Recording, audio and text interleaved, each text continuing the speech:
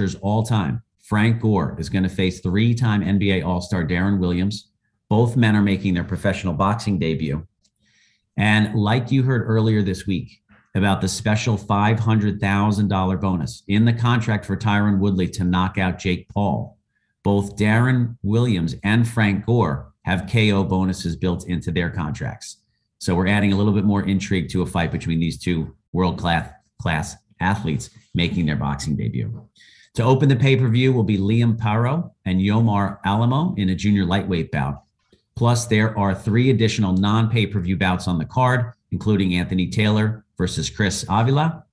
Jay Leon Love and Giovanni Estella will also fight in separate bouts on that non-pay-per-view undercards. Okay, so let's get to Mr. Woodley. For the press, you know the drill. Please use the raise hand function, and I will call on you to unmute, and you can go ahead and ask your question. I'm going to start with you, Tyron, if I may. Where were you when you got the call about this opportunity, and what were you up to at the time? Were you training? Were you working on another project? What was happening at the time you got the call? When I got the call, I was actually randomly on break, and usually when I'm on set filming, my phone is on silent because obviously I don't want my phone ringing while somebody's rolling the camera. So it was almost perfect timing and alignment when I got the call, so I answered the phone. And I was training at the time. I had already put in my mind and put on the schedule to fight 4 times next year, 4 different forms of combat, and just really be extremely active. So I was already training, already kind of getting battle ready to take a fight in January. And I was on break on set doing a film. So when I got the call, it probably took 20 seconds for me to say yes. And, now we're here. That's terrific. All right, let's go to our first question from Jim Conlon. Jim, please identify your outlet and go ahead. Hi, Tyrone. This is Jim Conlon here from RCB Radio Sport Ireland. Tyrone, I'm just wondering, in terms of the fight, obviously you're delighted to be fighting Jake again, but in terms of Tommy Fury, does that really concern you? Do you think he really backed down for the fight? If you were in his position, would you have fought on? I mean, I don't know the circumstance. I don't know his position. To be honest, I feel like things happen the way they're supposed to happen. I feel like this is a fight that should have been taking place anyway. This is a fight that more people are excited about. It's kind of funny that fight was set up for December the 18th, and more people were talking about a rematch with me and Jake anyway. So I feel things happen in time and purpose for a reason, and I'm just more so focusing on that. So I never wish bad upon anybody. I don't want anybody to get hurt, so I can step forward. So I don't really have much to say about Tommy Fury. I'm not in his camp. I don't really know him. And it really, not to sound mean, but I really don't care about, his reason and the rationale for not taking the fight. I'm just here and I'm ready, willing, and, trying to go out there and knock his head off. And finally, for me, Tyrone, is revenge the driving motive for you heading into this fight? Obviously, there's an awful lot of talk between both parties, but you obviously feel aggrieved from the first fight. Is that revenge? Is it driving you? Is it driving that motivation, making you work harder in the gym, making you work 10 times harder for this fight? You very few times do you get a chance to go back and redo something. Sometimes you sit there and you live in regret, like, dang, man, I felt like I won the fight. Maybe I could have did this a little bit different. Maybe if I would have, threw a few more punches here. So now I get the opportunity to go back and undo what was already done. So that's something that drives me without even any additional money, any additional sold out crowd. So the fact that Jake Paul can walk around and say he beat me fucking just boils my skin and blood and everything inside of my body. So I'm trying to go out there and just make it clear that, I'm the better fighter. I'm the harder puncher, and I'm the professional here. Best of luck, Tyron. Thank you. I think the aptly titled then, Leave No Doubt. So congratulations to Nikisa Badarian and Jake for coming up with that one. Let's go to Damon Martin, MMA fighting. Try that again. Stand by here. Damon Martin, you with us? There you go. Sorry. Tyron, thank you for the time. We've heard that you were preparing for a fight in January. You were in training camp. We heard that maybe you kind of had a feeling that Tommy was going to fall out of the fight. Like, how well prepared are you for this fight?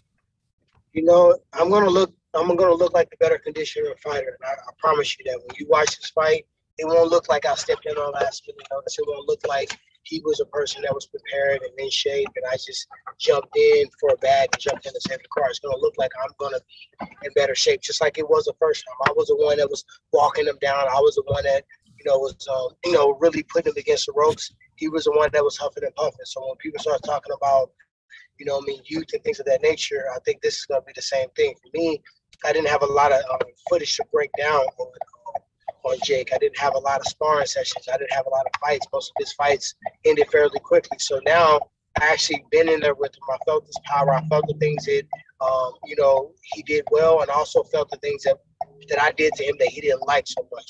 So now I got 8 rounds to break down, make adjustments. And we all know nobody's better at rematching than me.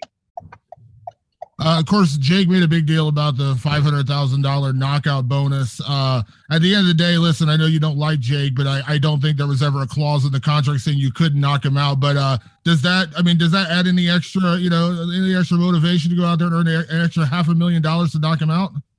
I mean, at the end of the day, you put a bag on your own head. Shit, I'm completely all about taking that free money. So I had plans on doing that anyway. If you want to entice me a little bit more, you don't offer a kid from Ferguson another half a bag to go out there and do what he wanted to do anyway. So yeah, it does put motivation. When people say that I'm not motivated by, placebo on that one too. I'm looking for the car seat. Yeah.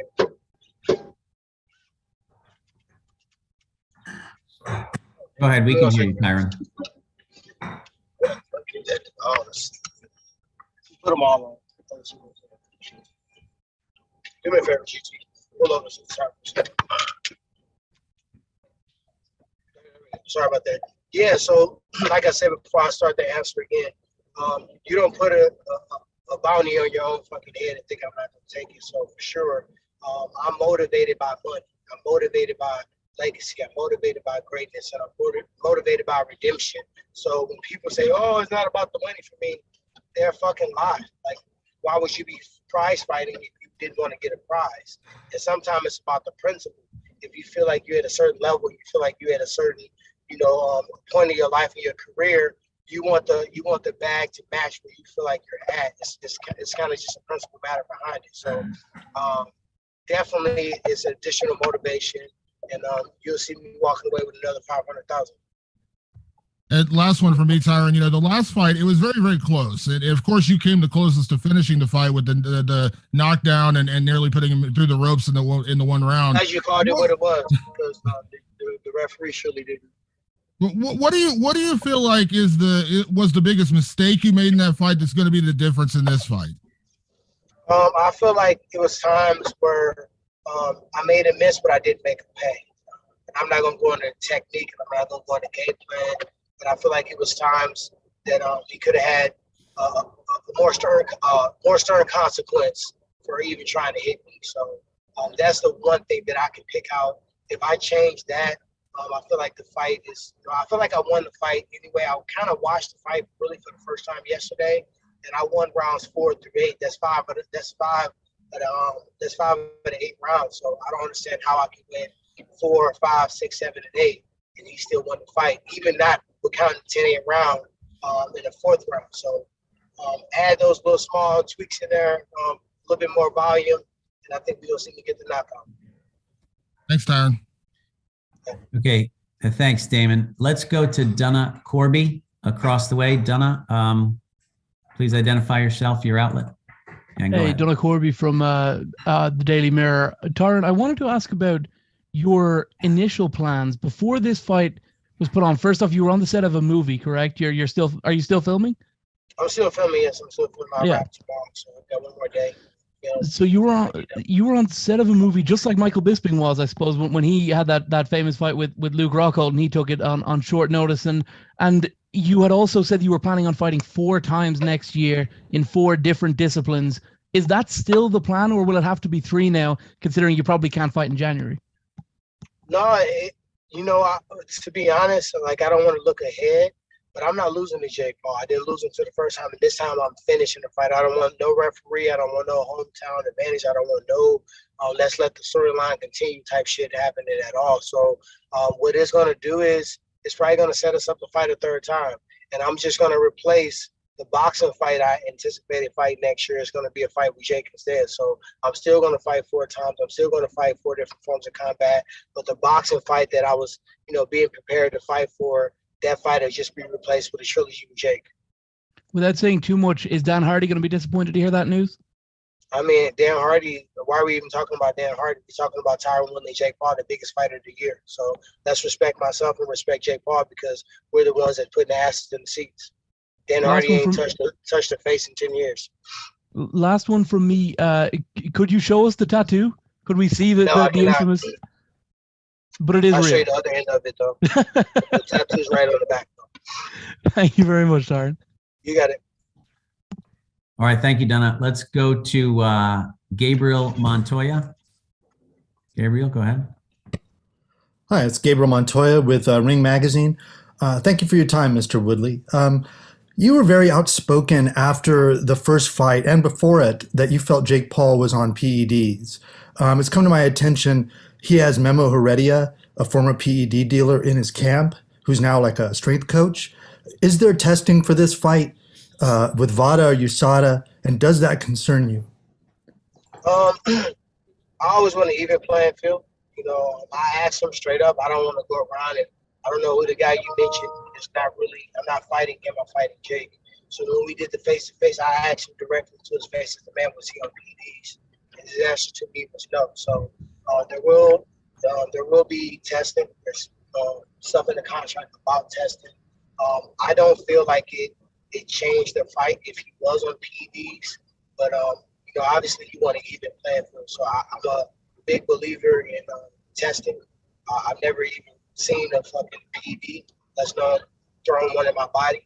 I feel like when your time is up, your body doesn't allow you to compete at the level, that's your time to walk away. And I pray that you've done everything that you were supposed to do with the time frame that you had.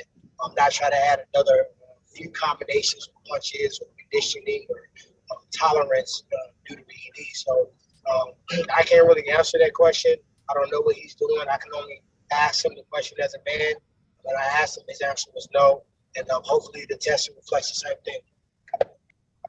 Did you see anything in looking back at your fight with him in particular that you feel, obviously you're not going to give away your game plan, but did you see glaring things that he did or that you did that you can change in this rematch? As I said earlier, I just feel like, there was times in the earlier round 1 through 3 where, he was keeping busy and it wasn't like he was really landing anything damaging. There was no time where he hit me with a punch that made the referee want to get in there or made it look like I was going to go down. He punches hard. One thing you'll find out about me is I'm going to keep it real. I'm going to keep it straight down the middle no matter what it is. I'm not going to act like Jake Paul does not punch hard. I'm not going to act like he does not have the ability. He does have punching power. And I feel like he hit me with 4 shots that I can actually remember myself. I'm pretty sure if I go back and break down the film, it probably was more than that. But he hit me with punches that I know may have sent others down to the canvas.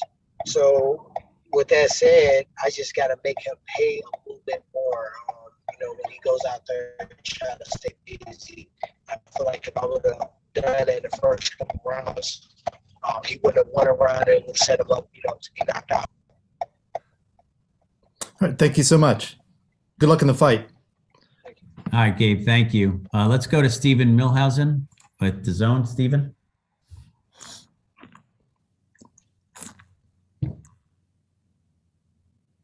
Stephen Milhausen, you're live with the press. Just watch. Oh. Hi, Tyron. You had said that you had watched the video of the fight yesterday. Why didn't you watch it until then? What was the reasoning behind that? Stephen, you are a little. Stephen, can you talk just a little bit louder, my man? Yeah, you were a little bit low there, Stephen. Go ahead. Yeah, can you hear me now, Tyron? I can listen closely. Sorry about that, guys. What was the reasoning behind just watching the first fight yesterday? I mean, this fight wasn't announced 7 weeks ago.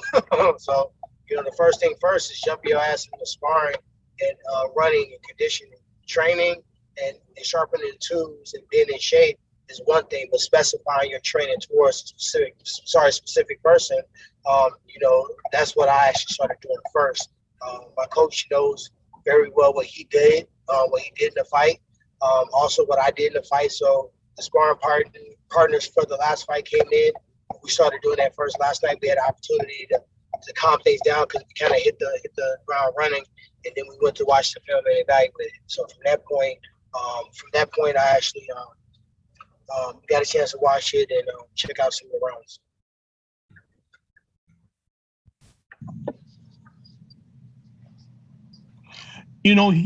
He was very complimentary to you the other day about the fact that you did take the fight. And do you have any newfound respect for him? The fact that he could have said no, he could have dropped out of the fight. So is there any respect there in the fact that he's also taking this fight on short notice with you? I mean, I never really said anything that wasn't true. Everything that I said I was going to do in the last fight, I did. He got hit with culture. He got hit with a shitload of punches. He was the one that was backing up, and I was the one that was walking him down. Jay got a screw loose. We all know that. So it doesn't surprise me. We all also knew that he would be a kid that can probably get hit with punches, and just, even if it hurts. It's all a part of his gag. This was a bucket list. Let's be real. This was a bucket list that he converted into a career. So for the storyline, for the sake of, the movie that we're making, we're in a movie. This is a movie, guys. It's like Rocky in real life.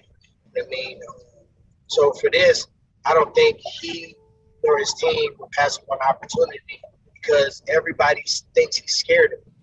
I mean, even after, the bets and all the shenanigans and the split decision and all the naysayers to him saying that I really won the fight and, was hometown judging, he would have to make this right. He would have to rectify the moment. Your opponent's out. I'm willing. I'm ready to fight. Had I came out publicly and said that, he not taking the fight, everything that he says, all this, I'm a real fighter, Jazz, all that stuff's out the window. So I think for that storyline and also the saving card, which I don't realize we're fighting, but it's really entertainment. It's not so much fighting. Fighting is what we're doing when you're watching us entertain. But the interviews, the press, the media, the training camp, the funds that you put into that, nobody want to just waste that shit. So I can't speak for Jake. I really only know Jake from, the press conferences and the one-on-ones, him as an athlete and fighter. I don't know him personally, so I don't know what his motivation really is. That's the question you might want to ask him in the key story. Well, I'm going to follow that up. This is Chris de Blasio here with the thank you that one final one, Tyron. Okay. Go ahead, Steven. Let Chris follow up first, and then you. Yeah. So just saying the thank you that I gave at the top for Tyron Woodley stepping up is not just a platitude or a loose comment. It's a sincere thank you because fighters on the card, their camps, their teams, their preparations, a lot has gone into that for the undercard. And those guys are all coming to fight and make their mark on an important show. And without Tyron Woodley stepping up at late notice, the potential for all that to go away was high. So that's a legit thank you. Go ahead, Steven. Last one. Hey, don't be scared to throw a little extra cheese in the macaroni. So thankful too. So holla at Showtime on that too. Chris, go ahead, Steve. No, definitely, and thank you, Chris. And if you do what you expect to do next Saturday night, you're gonna get rid of that tattoo now because, in all honesty, you won the rematch. I mean, to be honest, I strolled the troll. I put the tattoo in a place where powerlifting and bench pressing and turf and bear crawls and nothing on your body you watch more than your hands.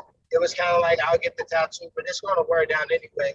And I really don't mind it. If my dog's made a bet with me, I'm going to honor that bet. It's a part of the story. It's a part of the deal. Nobody can say shit to me. I probably beat your ass anyway. So if anybody in public, I can't believe you have no bet, you're probably broke and you're probably not chasing your dream because you're spending a lot of time on the internet thumbing around and telling me what I should do. So I feel like if he would have lost the bet, I feel like he would have gotten attacked too, or he would have never made the bet. So it doesn't really bother me. Like my legacy and what I've done in combat sports, what I've done in combat sports and what I'm going to continue to do is submit it. So I'm not really focused on all the naysayers and everything like that. All right, that's great. I think we've got Thank time you, for Tyron, one. and see you next week in Tampa. All right, cool. All right, Stephen, thanks. We got time for one more. Let's go to Richard Diosio. Richard with MMA Examiner. Hey, good morning, everyone here on the West Coast. Thanks for taking my time. Bill, I can start off maybe with your question. Hey, are we going to see maybe Tyron featured on Showtime again in some other type of fights, whether if that's MMA or whatever he chooses? What direction are you going with these type of events? Was that question for me? Yeah, it can be. Let's start with you first, Bill, and then I'll hear what Mr. Woodley has to say. Guys, we kind of low on time. Let's be respectful to my schedule. This is a conference for questions to me, so ask me the questions you want to ask me, and if you want to ask Chris, you can ask him that when I hop off. Yeah, fair enough. So, respect. Tyron, let me start with you then. One final question, and then we'll cut you loose here if this is the last one. Your prediction on this, how does it end, and when does it end? My prediction is a knockout. You know what I mean? When that happens, depends on him. Depends on how much damage he can take, how much violence he can endure, and the openings. I'm not gonna just sit here and say I'm gonna knock him out in the first round. You know what I mean? I'm not gonna give away my game plan, but it's really based upon what I would do if I was him. And I'm making my game plan off of that. So I don't see him just opening up and giving big openings in the first round. So I'm gonna look for them. If they're there, I'm gonna take them. But I feel like this fight's gonna end in a knockout. Okay, that's all I got. Okay, and that's just about all the time we have. Tyron, thank you again for joining. Thanks for jumping in. Looking forward to a terrific event on Saturday, December 18th, live from Amalie Arena, Tampa, Florida, and live on Showtime pay-per-view. Thanks, everybody. Thank you guys.